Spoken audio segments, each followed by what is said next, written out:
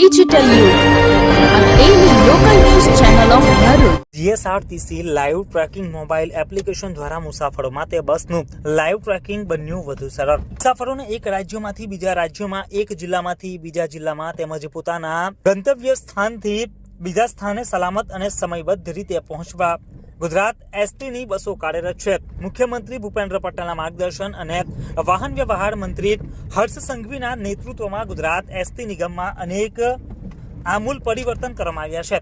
ગુજરાત રાજ્ય વાહન વ્યવહાર નિગમ દ્વારા GSRTC live tracking mobile application મારફતે મુસાફરોને બસનું લાઈવ ટ્રેકિંગ કરવું વધુ સરળ બન્યું છે.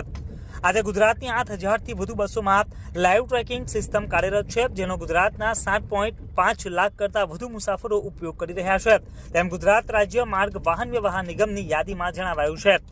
જીએસઆરટીસી લાઈવ ટ્રેકિંગ મોબાઈલ એપ્લિકેશનમાં મુસાફરો બસ નંબર અથવા પીએનઆર નંબરની મદદથી બસનું લાઈવ લોકેશન જોઈ શકે છે. એપ્લિકેશનમાં મુસાફરે બેસવા અને ઉતરવાની વિગતો ભરી તે રૂટ ઉપર સંચાલિત તમામ બસોનું લાઈવ લોકેશન મેળવી શકે છે.